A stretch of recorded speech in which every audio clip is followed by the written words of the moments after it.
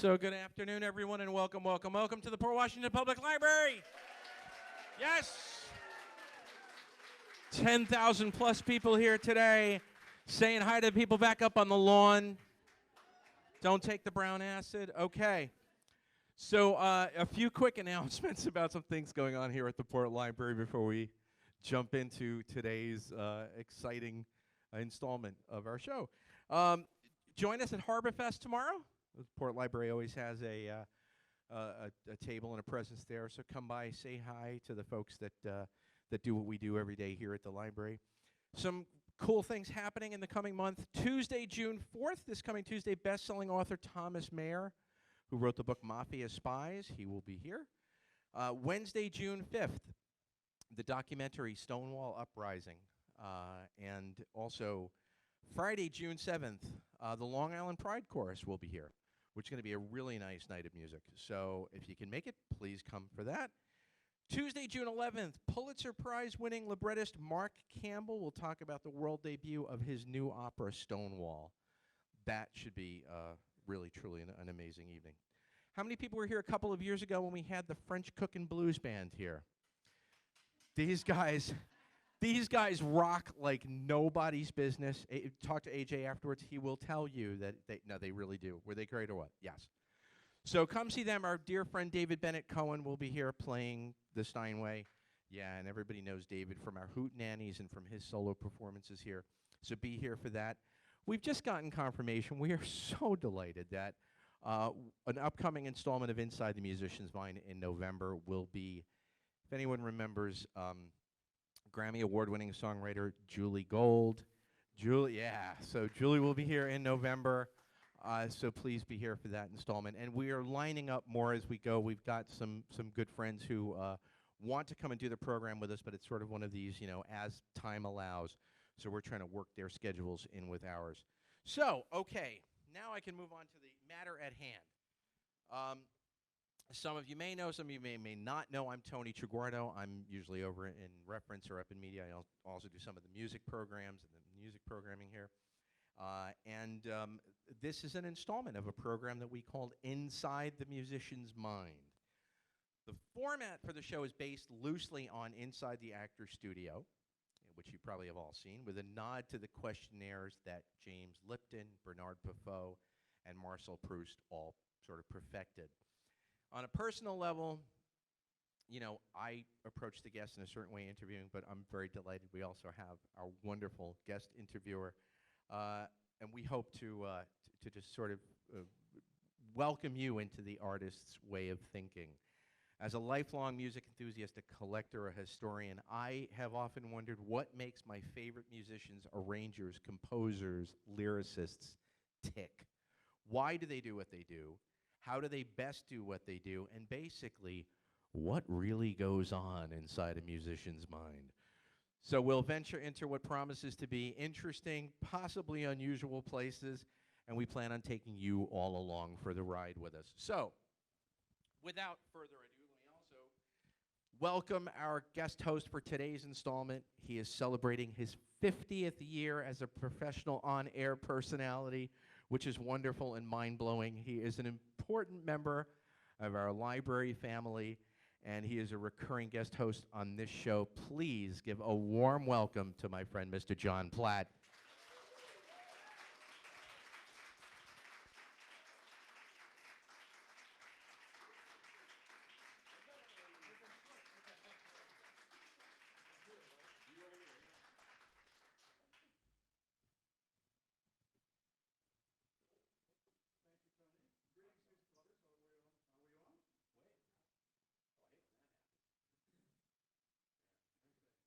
Yeah, I'm not James Lipton. James Lipton is something like 92 years old. Yes.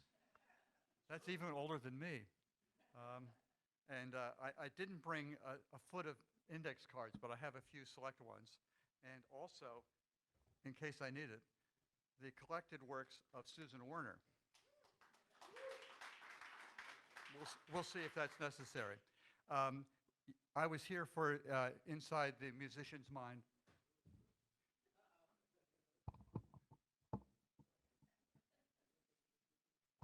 With Nellie McKay. Yeah. Well, I concluded that the inside of her mind is kind of slippery. We'll see. Susan is every bit as smart, but more linear about things. The New Yorker said, Susan Werner, a clever songwriter and an engaging performer, brings literacy and wit back to popular song. That's the New Yorker, mind you. And No Depression says, when it comes to crafting a song, Ms. Werner's only peers are Jimmy Webb and Paul Simon. So that's pretty strong. She was raised in Iowa. She's a farm girl. She spent 14 years in Philadelphia and then 17 years in Chicago. She's back in Philadelphia right now, but may go back to Chicago eventually. And she's had about a dozen studio albums over 25 years and 3 live ones. And she's been hard at work for many years on a Broadway musical. We'll try and get into that in a little bit. And it all covers multiple genres. She, as I like to refer to her as a restless soul artistically. And we'll cover some of that ground here. And of course, uniquely talented as well. She's going to be at the Folk Music Society of Huntington tonight. So if this whets your appetite, you should certainly see the whole thing. We'll do a couple of songs, but we're not going to be able to delve too deep into it. Beyond all that, she is one of my favorite people. And I like to refer sometimes to interviewing Susan as like playing tennis with somebody who's really good. Now, she happens to share a passion for tennis with me. We've never played tennis. We always threatened to do it. I'm on the disabled list right now, so I'm not about to try it. But you have to, when you do an interview with Susan, you have to raise your game a little bit. So we'll see how I do this afternoon. Please welcome Susan Werner.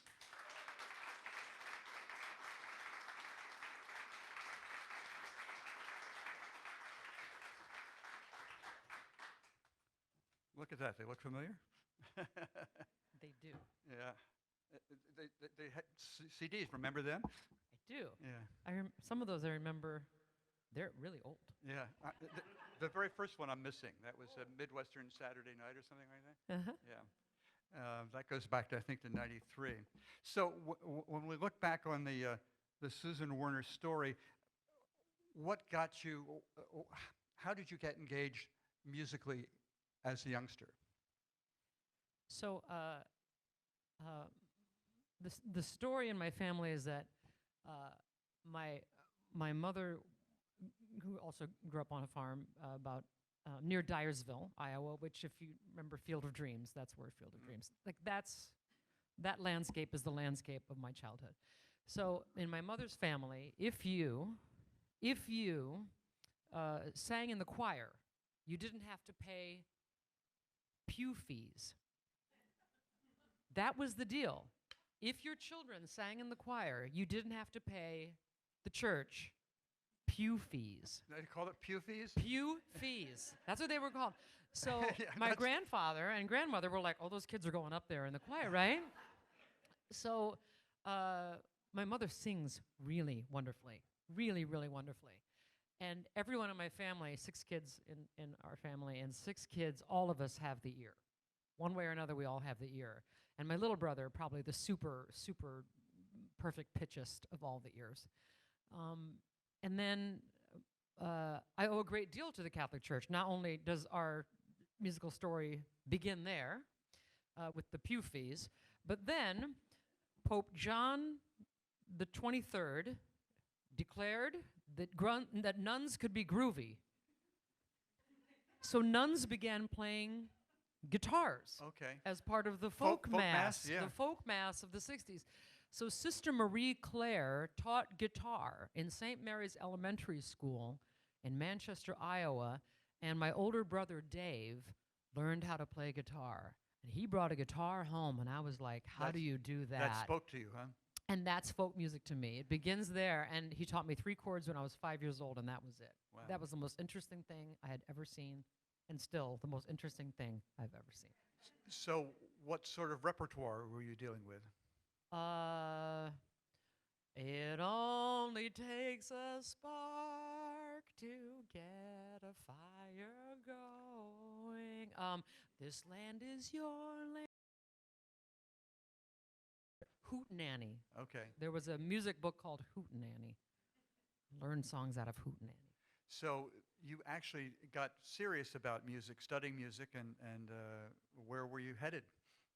Well, I was really interested in music and from an early age, and then I was good at it enough through high school that I'm like, maybe I can get a scholarship and go to college cheaper if I got a scholarship. So then I got a voice performance scholarship at Luther College in Northeast Iowa, and that was too small a college for me. I was like restless, and so then I went to University of Iowa, studied voice, and then I went to Temple University in Philadelphia and studied voice.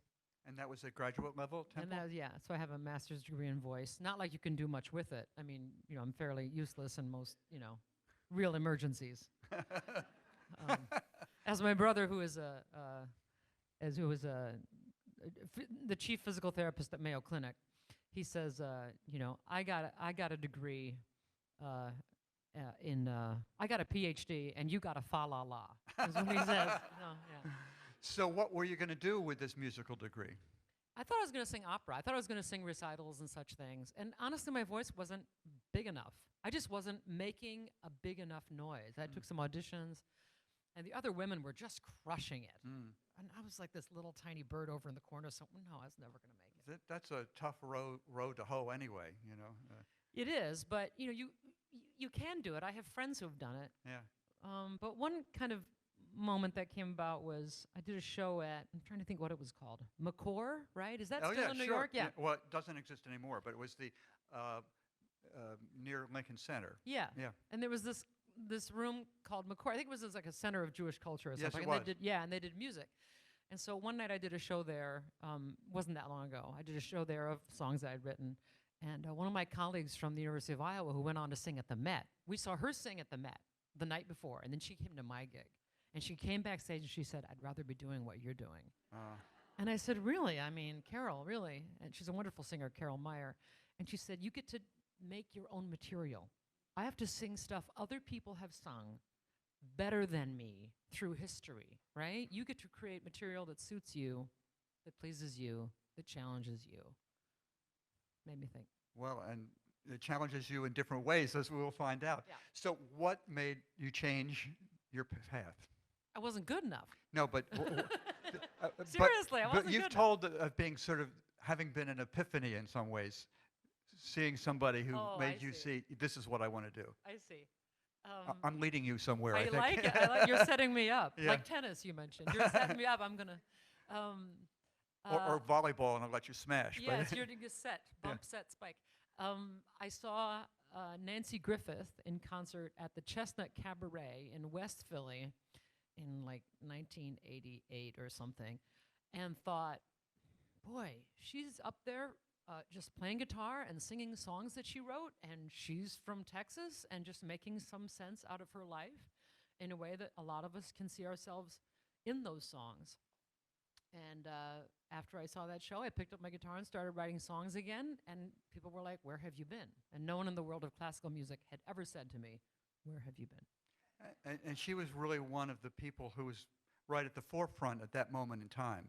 Oh yeah, and a great writer, a great writer. And right, but an interpreter as well. I mean, Yeah. And I think she's also been kind of a student of music, and I respect that about her. Well, there's a lot of brains in that woman, Yeah, for sure. yeah.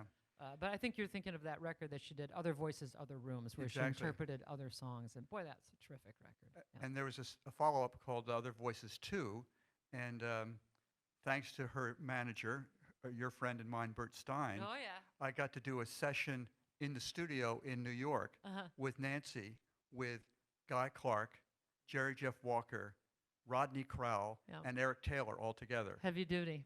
And they sang Desperados Waiting for a Train, among others. So Yep.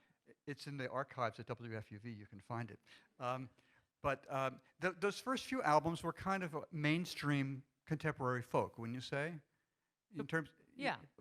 That was what was going on there. Yeah, and I remember having a conversation with my manager at the time in the early 90s, and I was writing songs, and he said, these are really wonderful songs. And I'm like, yeah, but I'd really rather, I like playing jazz piano. Mm-hmm. I like singing. And he said, yeah, but there's no money in that. Right? And that moment in time, there was money happening in this type of music. It's right. The Lilith Fair was getting underway, right? So there was a sense that there was commercial potential. Yeah, but there's also like I watched Diana Krall do all the stuff I wanted to do. Right. Okay. I wanted to play piano and sing. I wanted to do that, and it was sort of a fork in the road. And Okay. This to me was that. It's still my favorite thing to do. Is just play jazz piano in an ensemble somewhere in the corner in some tiny little club somewhere. That makes me wildly happy. Well, it makes us wildly happy too. So, what was the moment that you had the courage or the determination that you were going to make an album? That was a turning point for you in a way, wasn't it, in terms of your recording career? To make a record of my own songs, you mean? No, to make a record that kind of took advantage of your love of jazz piano. Oh. You had really good, the albums, and I don't think we should denigrate what those first few albums. You had Fernando Saunders, who was Lou Reed's bassist, and you had Daryl Scott working on Time Between Trains. Terrific. And Time Between Trains is still one of your standout songs. But it seemed to me that something drastically happened with the album after that.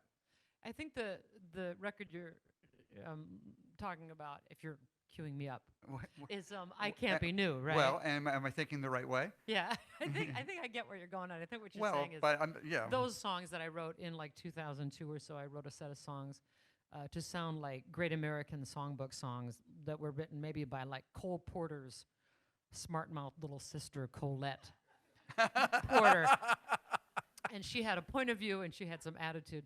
And that kind of song, I wrote that kind of song because I was learning it when I was playing at a little club called the Pen and Pencil Club in Philadelphia. It was the journalists' bar, the after-hour bar for the Philadelphia Inquirer. And journalists came in after they put the paper to bed at midnight, and they would order a scotch, and they would request songs. And I didn't know any of these songs. They'd ask for Gershwin, Cole Porter, Lush Life, Phyllis Strayhorn, and I'd have to learn them for the next week. Did you have a cheat book too? Yeah, I had a fake book, and I had to learn them. So that education finally kind of bounced itself out through my own songwriting in this project called I Can't Be New. Yep. It was a wonderful album. It still is one of my favorites. And could you give us an example of one of the songs from I Can't Be New? Yeah, I'll do this one for you.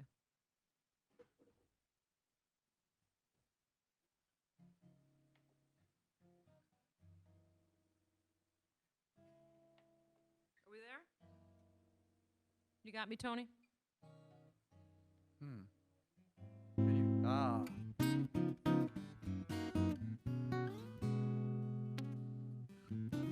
Coffee, ham, and eggs. I can be your diner.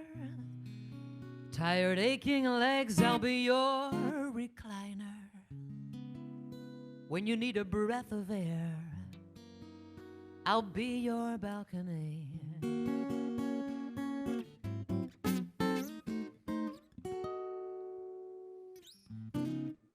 When you need a laugh, I can be your joker. Cut a loss in half. I can be your broker.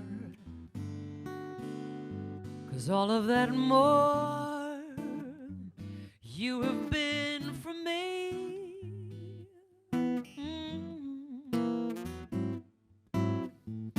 And I'll be the release when the pressure's heightening. I can be the grease when your wheels are tightening. And when you need a dance, I can be that old soft shoe. I can be your girl through the best and worst time. But I can't be the girl you notice for the first time. There's so much I can do, but I can't be new.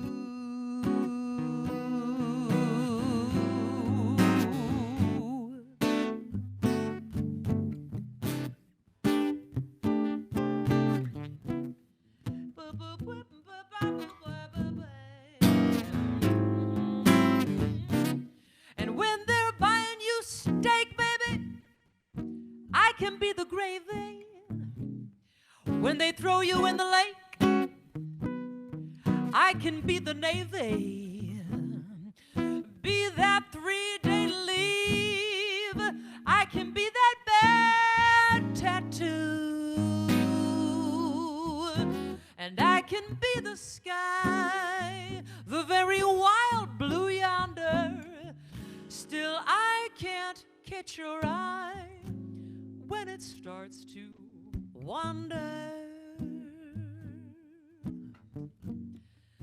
As I've seen it do, oh, at least a time or two. I'll be anything for you, baby, but I can't be new.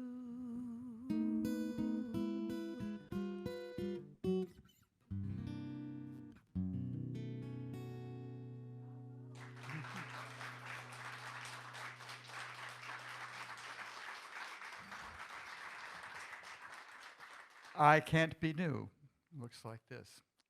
And you really didn't have an introduction to that American popular songbook back in your Catholic Iowa upbringing? No one was singing. No, they weren't singing Rodgers and Hammerstein at the Hootenanny. No? They weren't doing that. So, in terms of your songwriting, when you got to this point, you were forming new chords, you know, with a, and I don't know what they are, but they're jazz chords to me. Jazz chords, yeah, for sure. How about your lyric writing? Did it shift as well to accommodate what you were doing in terms of the melody?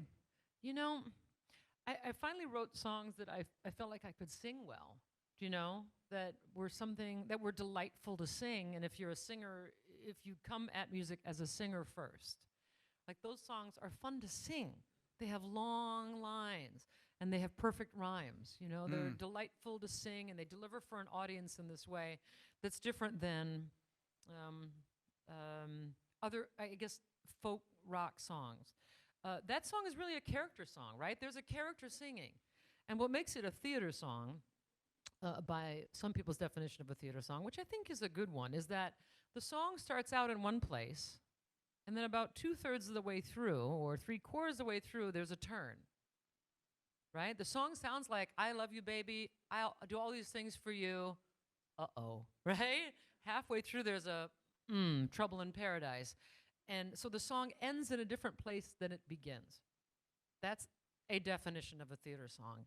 And it was, in fact, that's that kind of song that got the attention of the producers of Bull Durham the Musical. Yeah. Because they saw a theater song. They saw theater songs on that whole project. It is, in fact, and if you listen to the lyrics on I Can't Be New, they are perfect rhymes. And that's a rare thing anymore. It's kind of a standard that, you know, the great composers would hold themselves to. Yeah. And did you always have that as a goal, or did it become something that you felt you had to achieve once you got to this point in your career?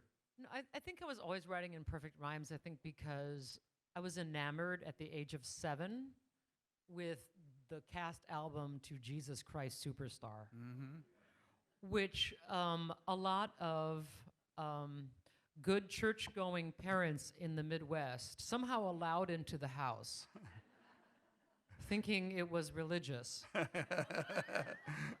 I mean, that is the best stealth marketing ever. That thing is genius. Really, right? And there's jokes in it. It's funny. There are funny songs. I mean, Herod's song is hilarious, right? Oh, are you scared of me, Christ, Mr. Wonderful Christ? Right? Prove to me that you're no fool. Walk across my swimming pool. You do that. I was like, what's this? Fantastic. He got away with something. Got away with something. Yeah, for sure. Do you feel that at that point with I Can't Be New, it introduced you to other audiences besides potential backers of Broadway musicals? But, you know. I don't know, but I don't know about that, but I think it just began a sort of a habit of departure from whatever the standard, you know, woman singer-songwriter with a guitar thing is. And I'm trying to think who said this, that there's early in your life, you're interested in autobiography. And then later in life, you become more interested in archetype. Like it's not about the specifics of your world anymore, but more about we're all songs that come from a larger, right? Maybe top down instead of bottom up, or that there's less specifics, more universal. And I like what that song, I like what those songs do, and I like that kind of song. And I think maybe as you get older, you get more interested in songs that do that, or it just appealed to me in some way. So it started a tradition of you doing albums that were basically kind of thematic. Yeah, and again, outside of the, Right. this thing, right? So tell me about what led you, having talked about Jesus Christ Superstar, The Gospel Truth, which was your next album. I'm not sure why those songs started showing up. No, I do know why those songs started showing up. In the 2004 political campaign for president, bans on gay marriage were a big issue for the right. And some of us felt really targeted by that. How can we not? Those of us that are in a same-sex couple, how can we not feel targeted by that? And as we mentioned earlier, right, as we were talking about earlier, right, the church gave me so much. But the church was also now, right, it was aiming its cannons at us. And that was hard for me to put together. And it's hard for, as I found, doing these songs, hard for a lot of people to put together doubt and faith side by side. So I wanted to do a project that did exactly that put songs of faith and of the tradition and all the things that the church has given some of us, and questions about why is the church coming after us? Why is the church condemning aspects of life? And so I did this project called The Gospel Truth, and actually my manager, the great Larry Goldfarb, Jewish, Right. says to me, who's gonna buy this? Right. And I said to him, Lair, it doesn't matter, I have to do it. And Jesus was a Jew? And Jesus was a Jew, but we actually parted ways over that. Really? Yeah, we did. I said, you know what, I gotta do this. And he's like, I don't see it. And I'm like, I don't care, I have to do it. This is what I have to do. I can see it as a risk, and Well, it makes no sense. I mean, you either have, right, gospel music, or you have music that is not gospel. That's all. There's nothing in between. Where's that been in the record store? There was no such thing.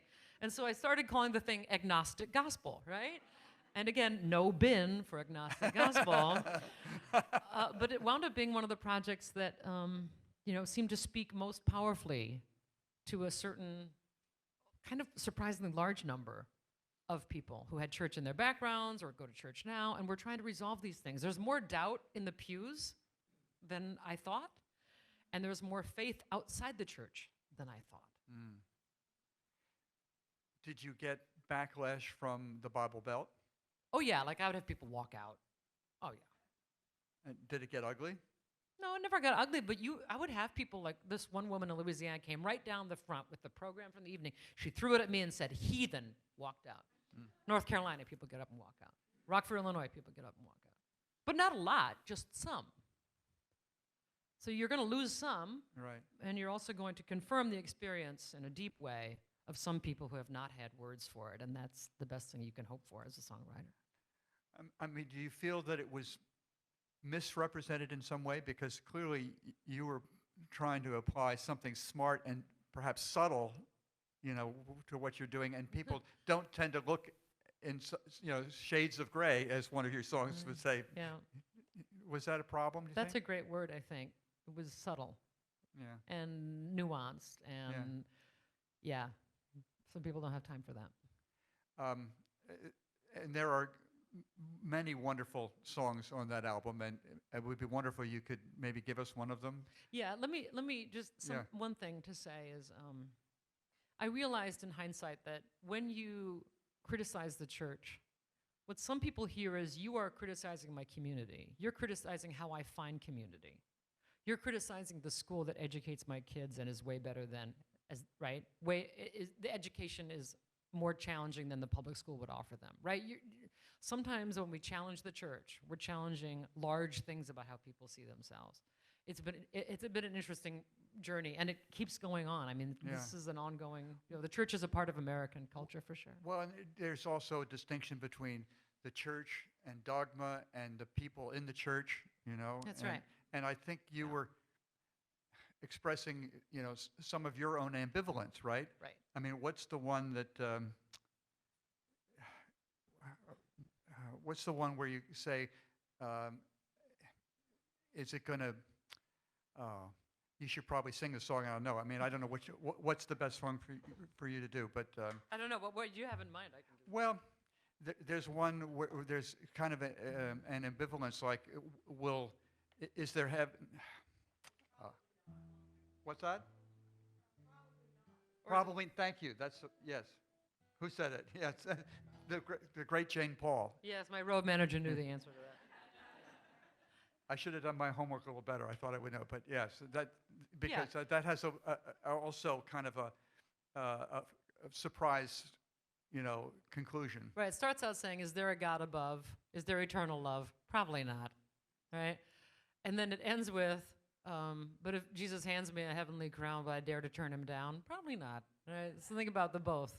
And ambivalence is, again, right? Who does a gospel project about ambivalence? I mean, you don't have to do that because there's so many great songs. It's a terrible idea to do agnostic gospel. Unless you're like really, I just felt like I really had to do it. I just felt like I really had to do it. I'll do this one because this is kind of an unusual one. This feels like this came from the hootenanny tradition. This is something Phil Oakes might have written. How's that?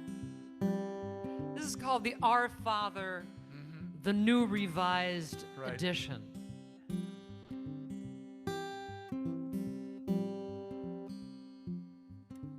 Thy kingdom come to every nation. Thy will be done in everything we do.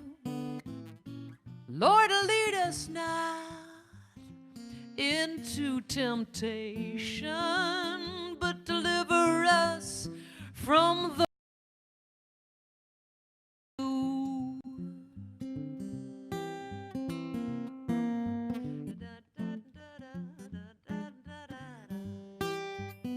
Lord, send us forth to be of service, to build the schools, to dig the wells, and deliver us from the creepy preachers with their narrow minds and very wide lapels. Thy kingdom come to every nation. Thy will be done in everything we do. Lord, lead us not. Lord, lead us not into temptation, but deliver us from those who think they're you. Lord, send us forth to bring compassion to every corner of this world, and please allow for women in the Catholic priesthood, and remind the Pope that he could have been born a girl. Thy kingdom come to every nation. Thy will be done. Thy will be done in everything we do. Lord, lead us not. Lord, lead us not into temptation, but deliver us from those who think they're you. And Lord, deliver us from the politicians. You can group them all in one big egomaniacal lump, especially one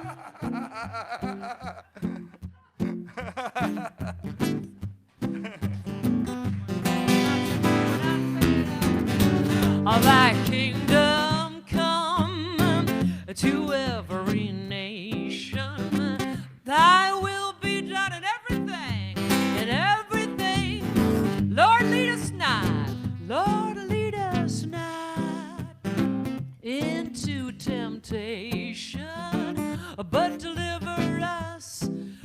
from those who think they're you.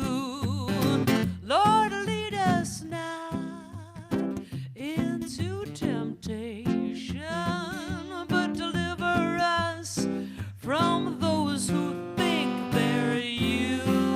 Amen, amen, amen.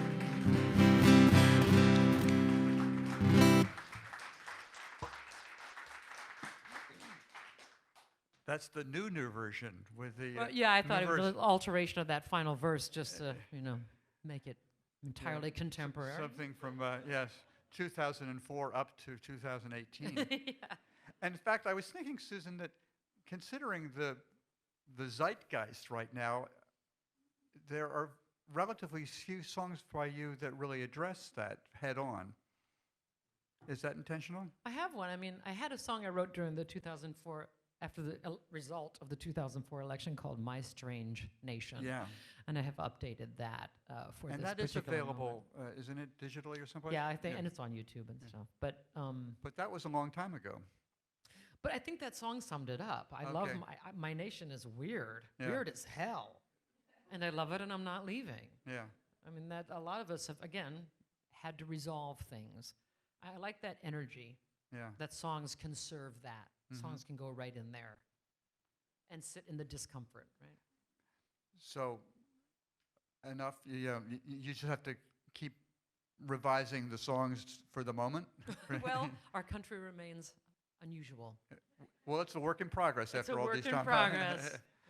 How did your church-going family react to the songs from the Gospel Truth? My mother is really a big fan of that Our Father Is she? song. Yeah, because the role of women in the church, for women of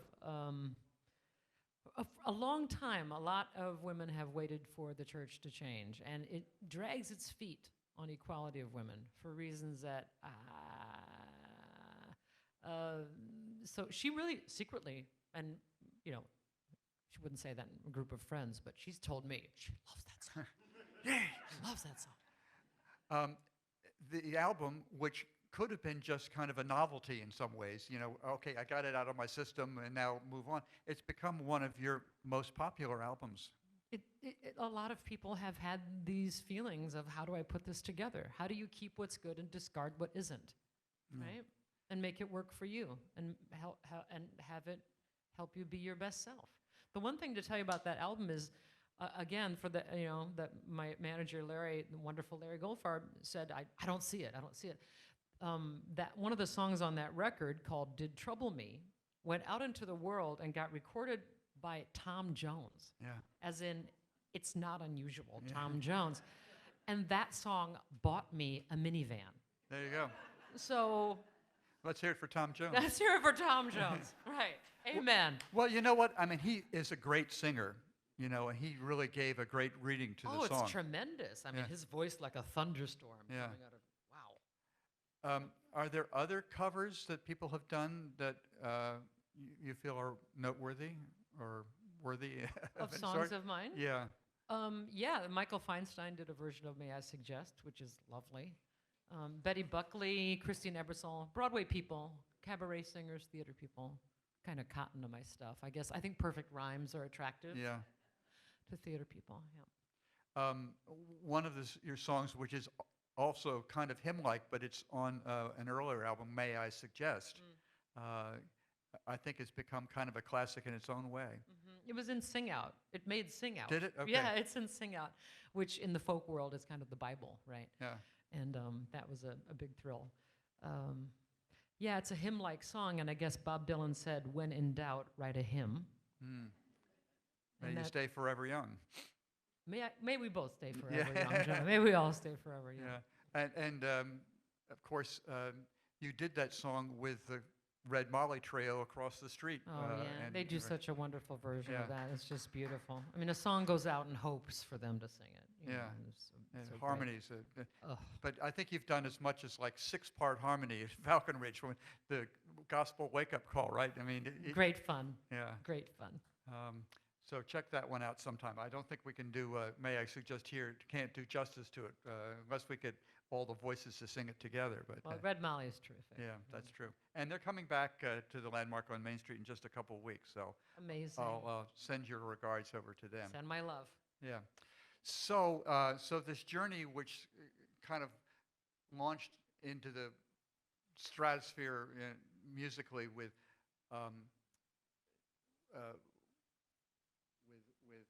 this one, I Can't Be New, and then the Gospel Truth, went sort of another concept, which was classics. And what brought that about?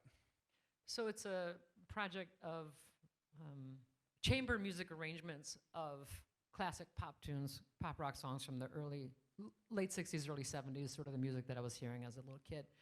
And one of my agents, booking agents, said, I don't get this, and I don't think you should put this record out. So you got Actually said that. Yeah. Oh, yeah, I don't think you should put this out. I'm like, what? He's like, you shouldn't, I don't get it. And I don't think people want this, and I don't know why you want to put this out. And I think he didn't get the idea that I was going to run around the country with a cellist, and we were going to do it. Yeah. And we did it.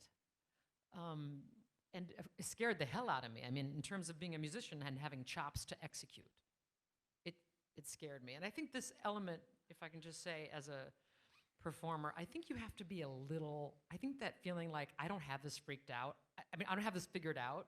I don't know if I can pull this off. I love that. Someone said throw your backpack over the wall. Well, I think I asked you about that a few years ago, and you said it's like jumping out of a plane. Yeah. Yeah, and somebody else packed your parachute. Yeah. Right? And you're like hoping, but do you jump? Yeah. And you don't know how you're going to land or where you're going to land. And maybe it doesn't come off 100%, but maybe it comes off extraordinarily well, because I think to go into those places where you don't know if you're going to be able to pull it off, that's where all the energy is. There's no energy in safety. There's no energy in predictability. There's no energy in that. If you don't know if you can quite do it, that's where all the fun is, for me anyway.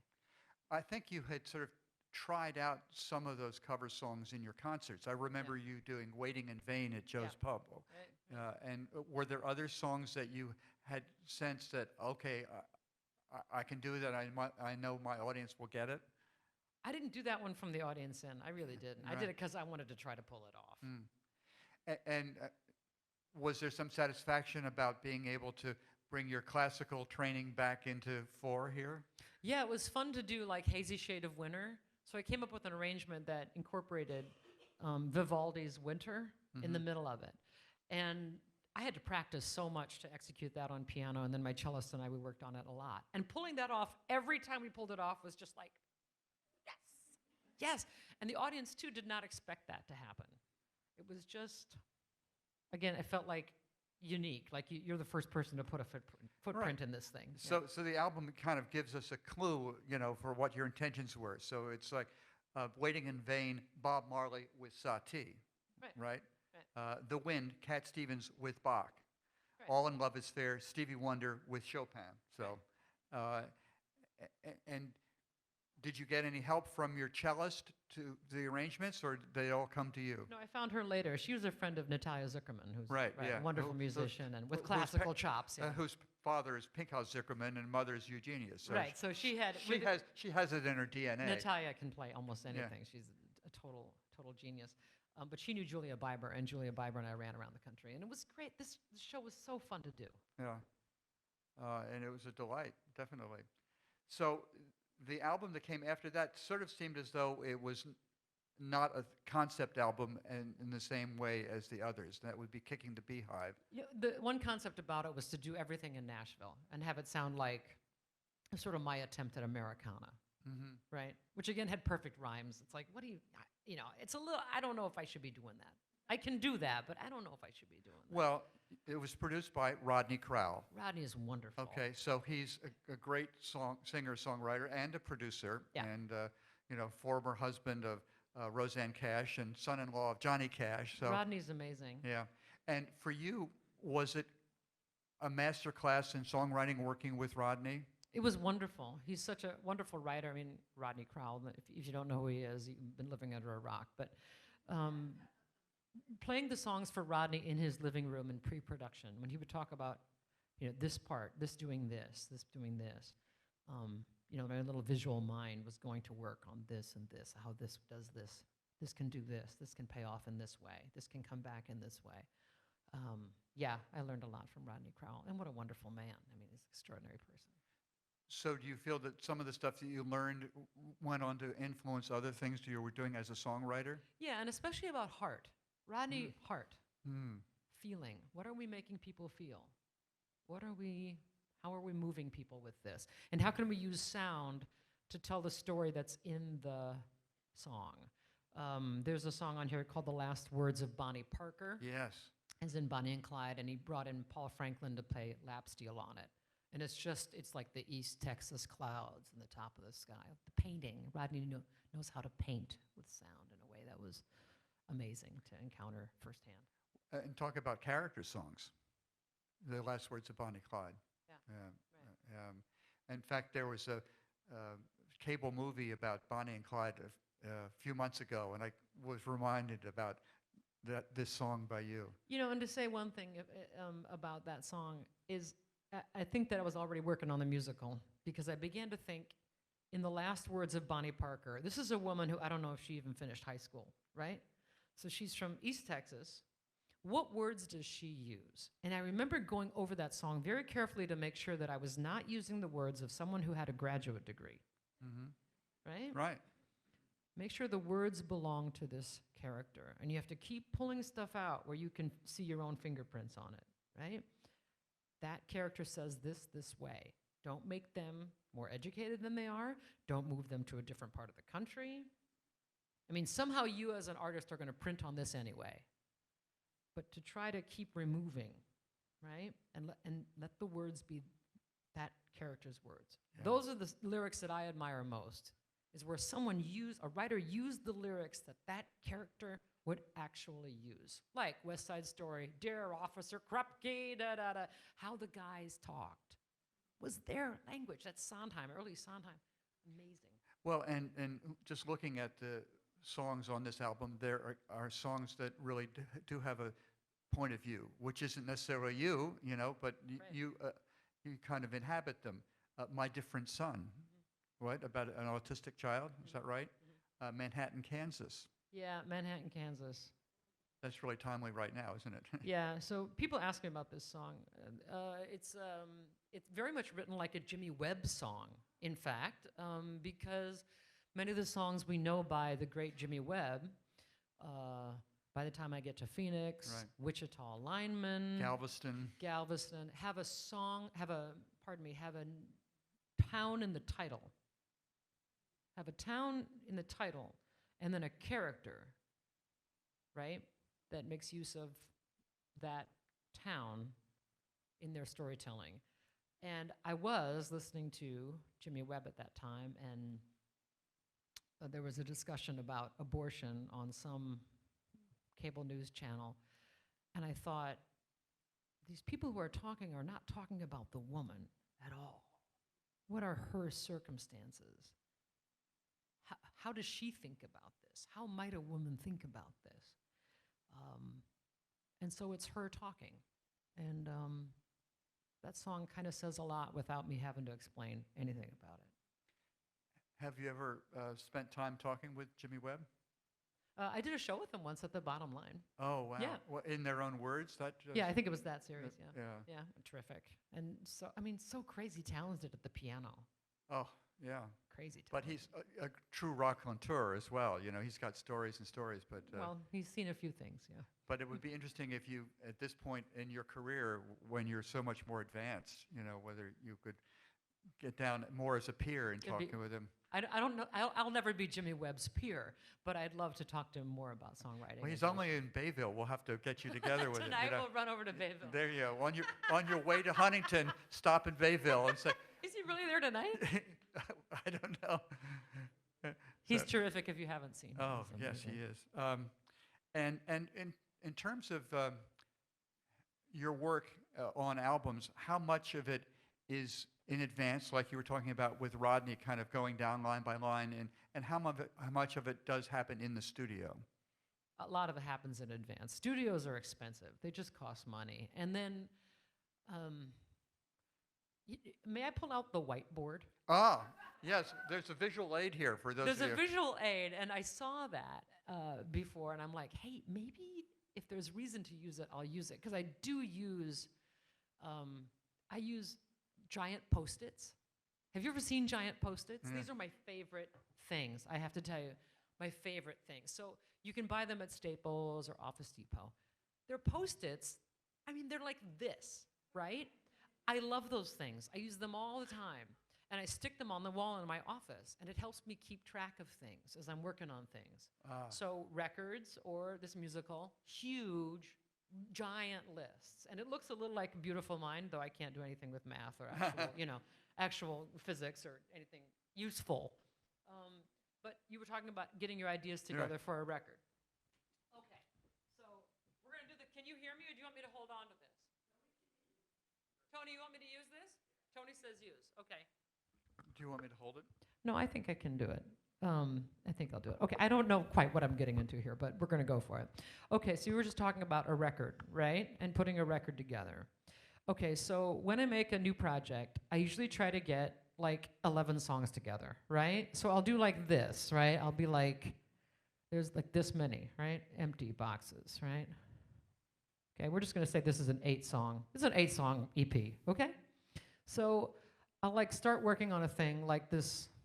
I'll mention this New Orleans project that I just did because that kind of came in the latest. So this is The Night I Ate New Orleans. Okay, so this song happened first in the whole project because my friend Julie went down to New Orleans with a bunch of friends of mine, and they had booked 2 dinner reservations per night in New Orleans, 5:30 and 8:30.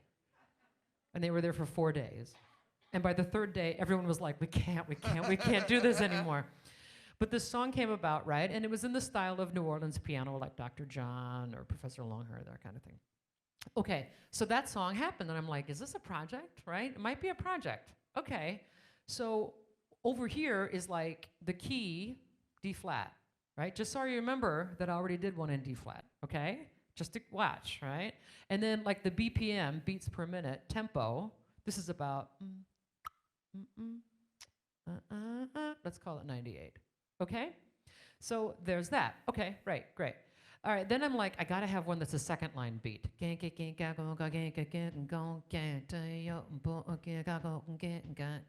that song became Free Your Ass. As in, free your ass and your mind will follow, right? Okay, free your ass. So I'm like, what's that? That's an F, right?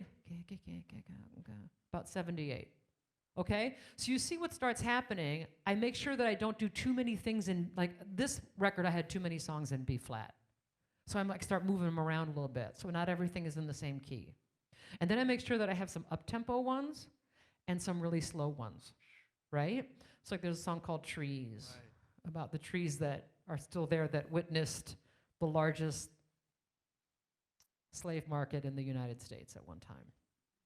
And the trees are witnesses. They're still there. I mean, those are 200-year-old trees. And in terms of tone, there's 180 degrees from The Night I Ate New Orleans to Trees. Yeah. And that's part of the mix as well, isn't it? Yeah, I really like doing, and thanks for that question, I really like doing, I mean, it's facets on a jewel, right? I'm like, you got to get all of it. You can't just, I still like writing albums. I know it's a new era, and a lot of people are like, just write one song and push it big out there. I like the idea of the challenge, like the decathlon. I don't know why. I volunteer for the suffering. But anyway, it's like the decathlon, right? Okay, now you have to do your high jump. Now you have to do your shot put. Now you have to do. But Trees is like, maybe that's 68, and that's an A minor, right? So these are ways that I think about a project to make sure that I fill it out enough with some message, fun, and then like that. And I keep this on my wall in my office, and it helps me fill it out. And then also as you go through the recording process, this is where recordings are helpful. You do a demo and you listen to it back, you're like, that's too fast. Then you're like, okay, slow this down. This should be 66. That helps.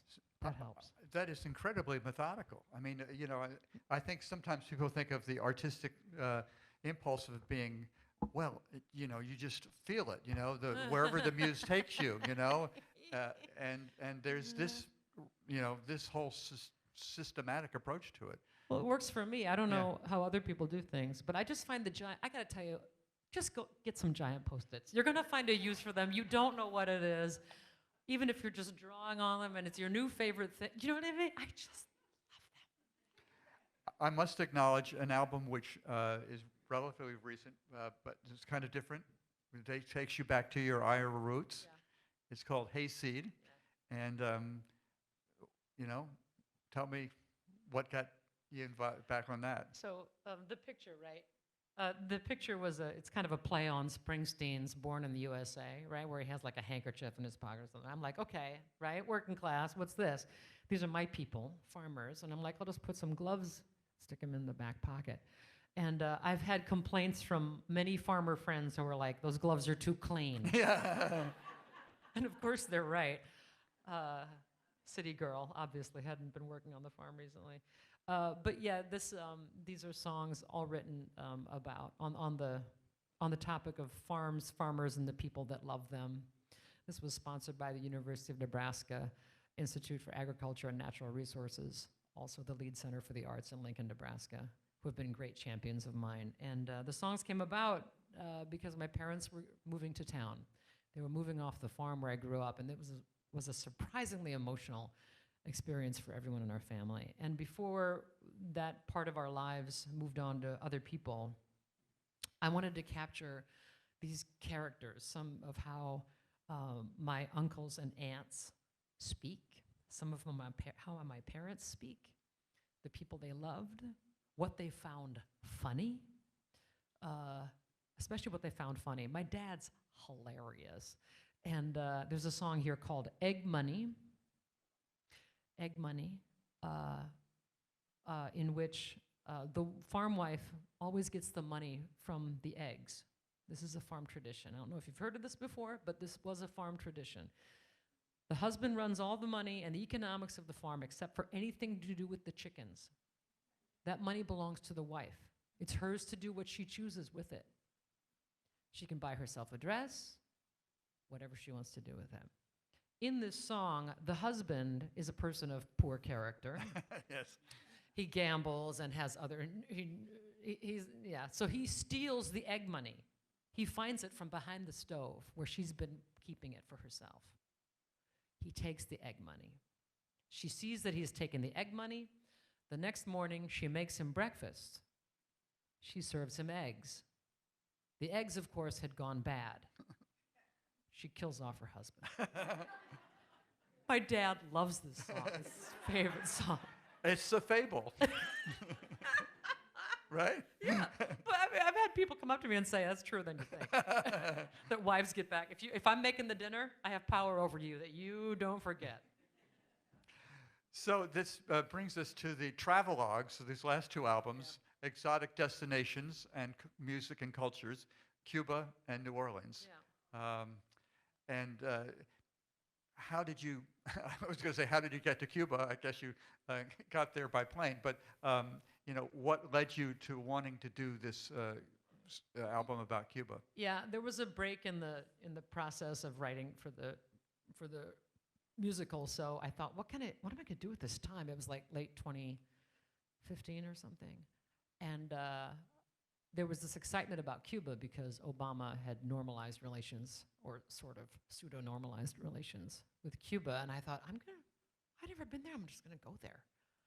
So I went on a tour, and the music is absolutely fascinating, and it's such an interesting place, so close but so different. The song started showing up, and so that was a project. And I ran around the country with doing shows with Myra Casales, the wonderful percussionist from Cuba who lives here in New York now. And that's been a delight. That was a real delight to do. How important is it with albums like An American in Havana? I was thinking of Graham Greene there, right? Right. Our Man and yeah. Yeah, and also NOLA, which is the name of this album, Susan Werner Goes to New Orleans. Yeah. In terms of getting what you want orally, to be in the right studio with the right musicians, do you choose, according to where you're going to be and what you want to get? Do you follow me? It's helpful to have someone who is an authority on the topic. Mhm. I mean, I am not an authority in any way, shape, or form on the music of Cuba. I'm not an authority in any way, shape, or form on the music of New Orleans. But you try to have somebody in your pod, your creative pod, who is. And they will tell you right from wrong. They'll tell you you're on it, or you're doing it wrong. You got it backwards. Mm.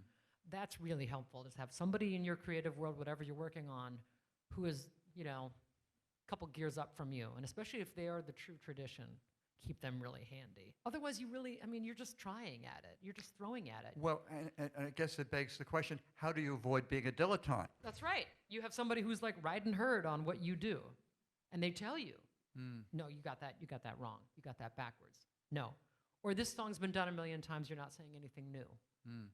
Say something new.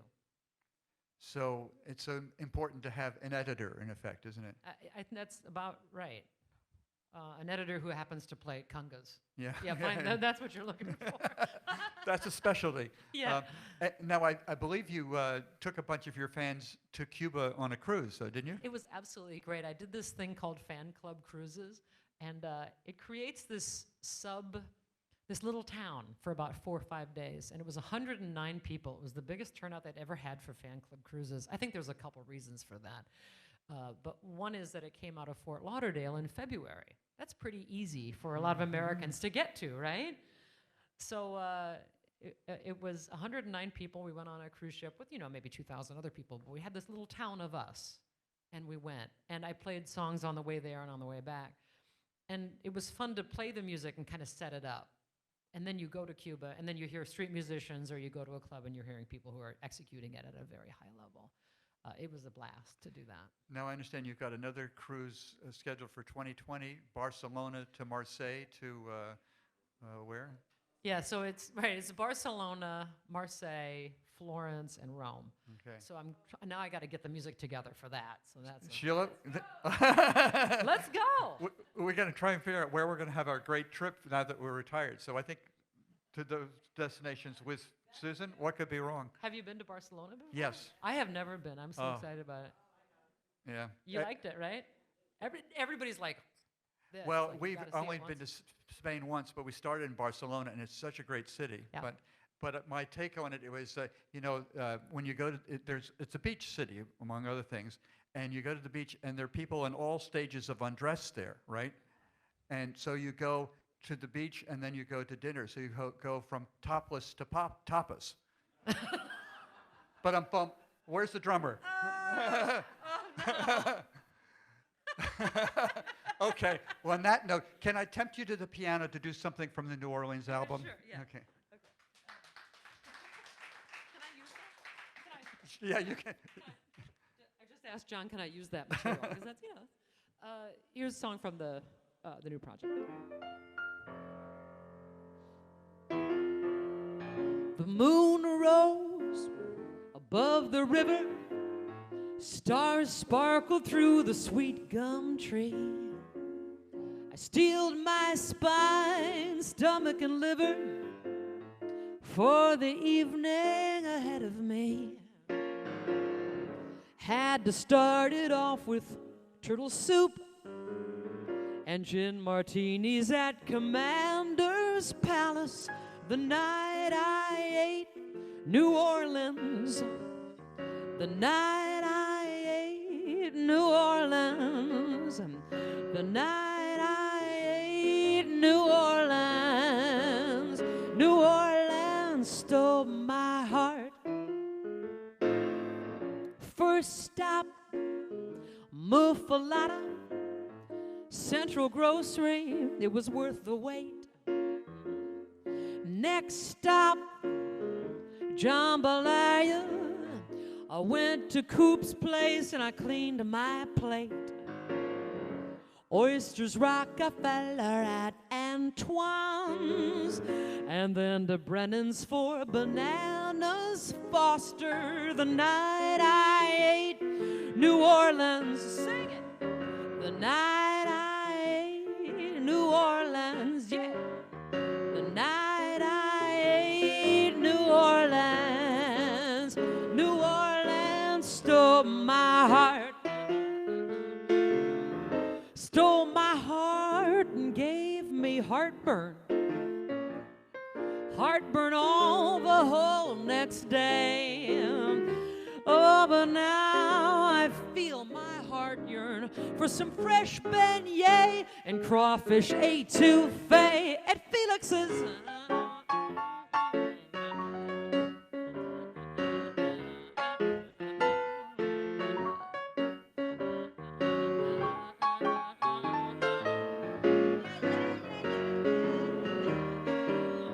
Oh, the night I ate New Orleans.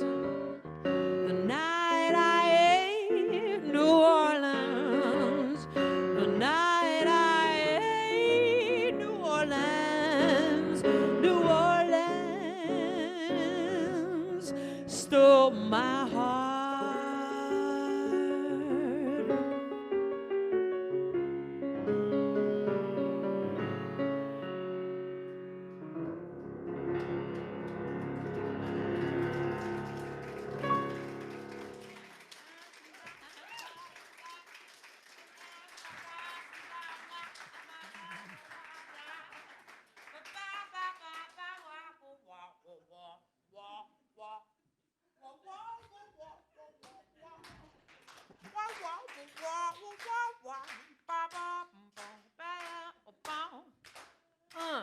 Get the girl an umbrella, a parasol. That's right. Got to make heartburn and heart urine. I mean, Well, maybe. It might be the first. I mean,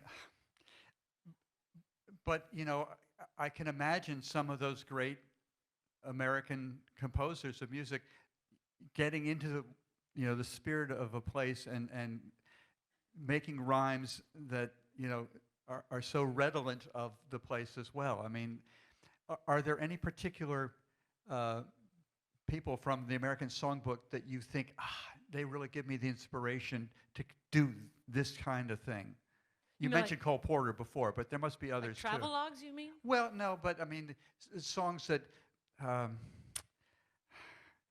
really dig into a place and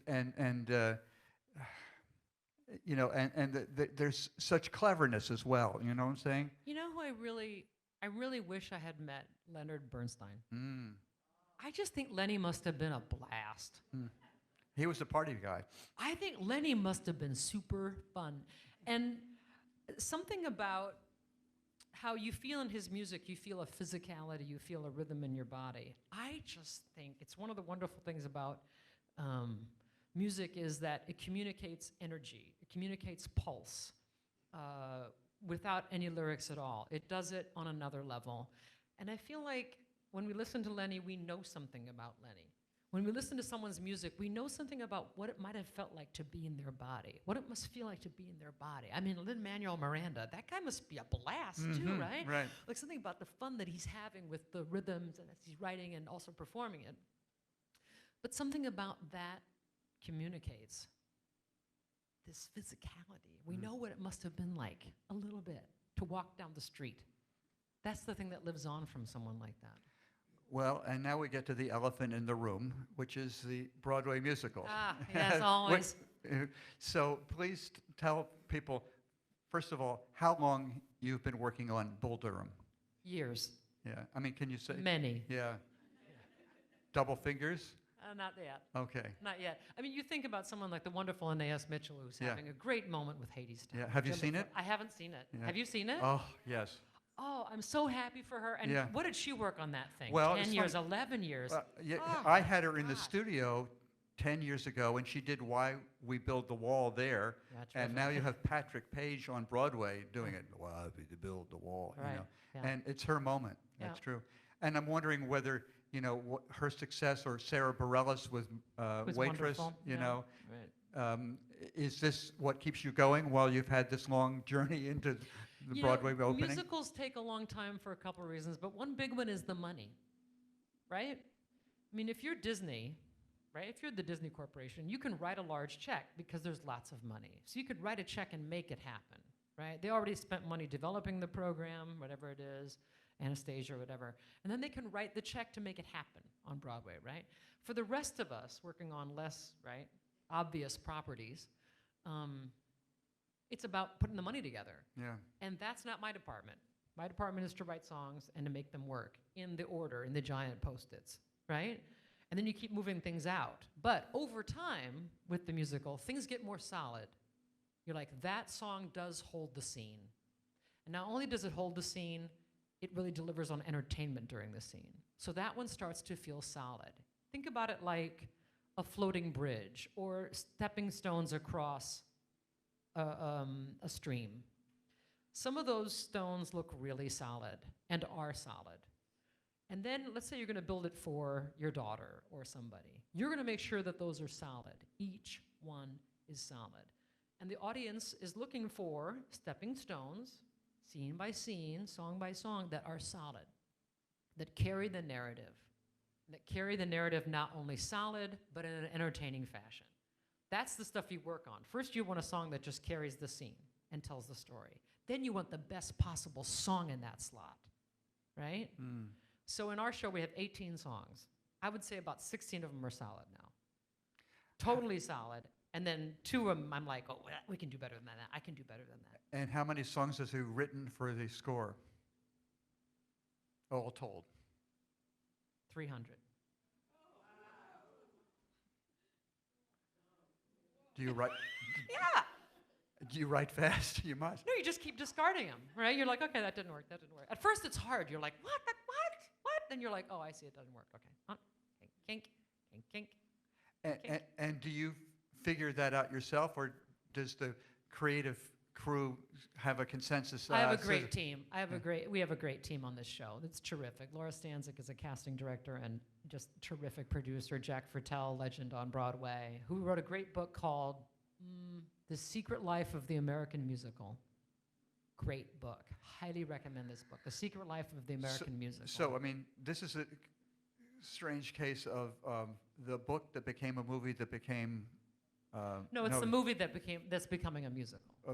And is Ron Shelton involved in it? Yeah, Ron's writing the book. Yeah, and Wow. he's a great. I mean, you just call up Ron Shelton. I'm like, Ron, just give me a couple paragraphs on what this character is thinking. He sends it out to me. Because you did have an out-of-town tryout in Atlanta, which the New York Times went to review, which was kind of weird that they did that. Yeah, we're not happy they did that. Right. Though they had kind words for the score for sure. Yeah. They did, but it's like that's not really your department. But That's a whole nother. So it was kind of a lukewarm, fair to say, review. Yeah, we had some in the problems in the August, second act to fix up. Yeah. So was that kind of a call to action to the production to say there's work we have to do? No, they didn't say anything. You know, here's the thing. If you're working with grown-ups, you kind of already know what the problems are. So you spend the last week in rehearsal obscuring the problems. Like, we already know. We already know that needs fixing. He didn't tell us anything we didn't know. So you just keep working on that. We were ready to go in 2016, and then we had sort of a minor disaster happen, losing one of our main creative and financial champions. And so then after that, it's like you just go, raise more money. So there's not an end in sight? I think we're getting there. Yeah. We just did a thing that was awfully successful. So I'm starting to feel like, Okay. I know that Ineas told me the year before Hadestown came to Broadway, you know that great line of the arc of justice is, how does it go? Arc?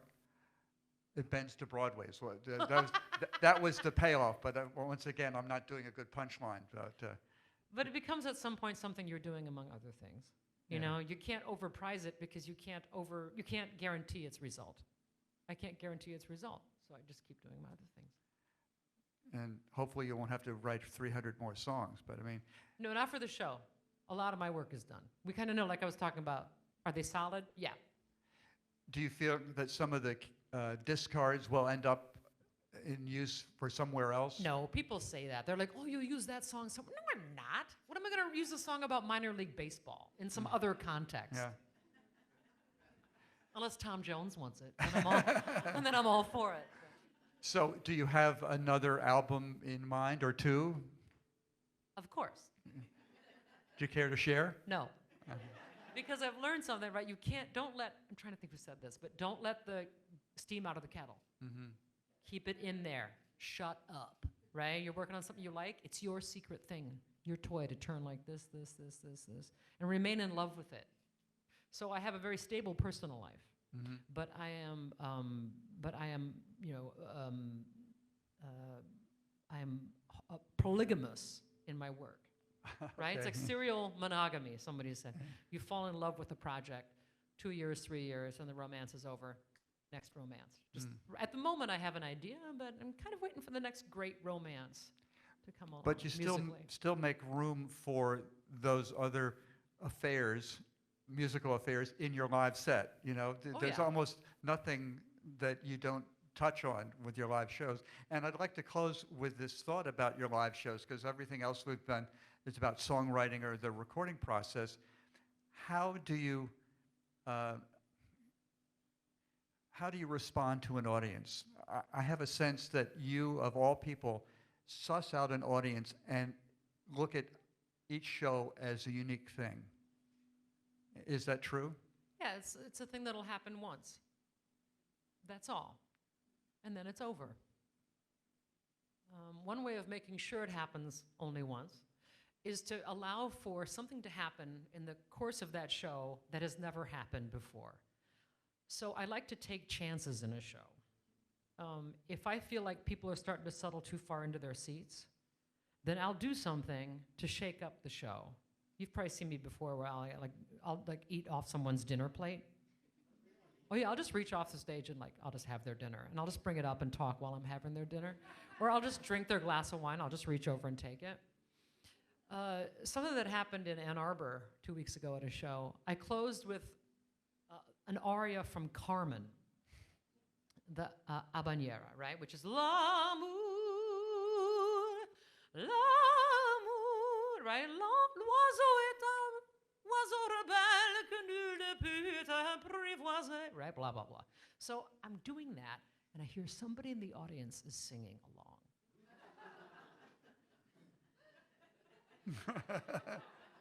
It's a college town. Yes. So I stopped. I'm like, someone knows this. Who is it? Where? And there were 300 people, right? I'm like, where is this person?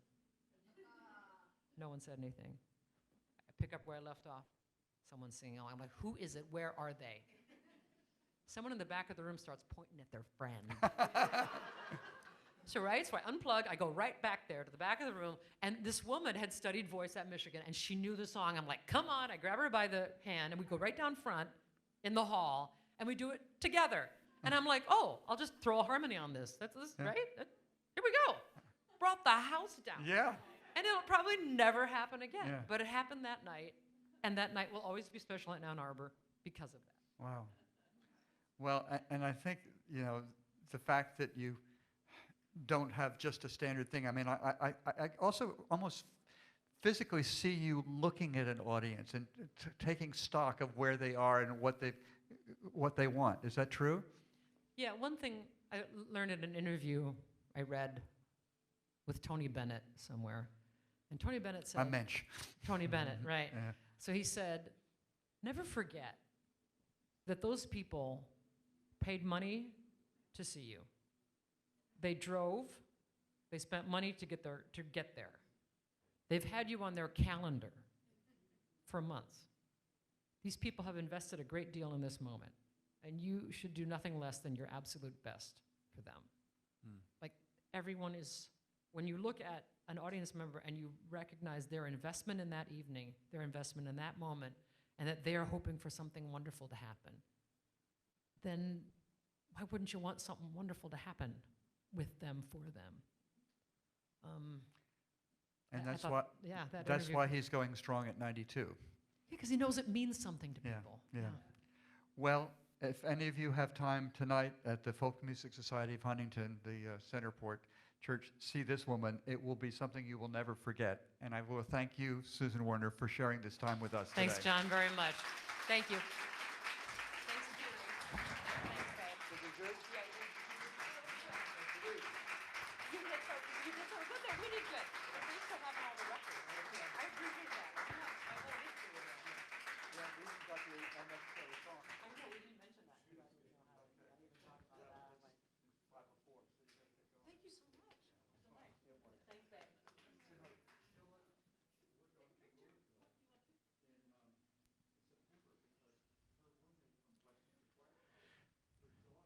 Thank you all for joining us for this installment of Inside the Musician's Mind.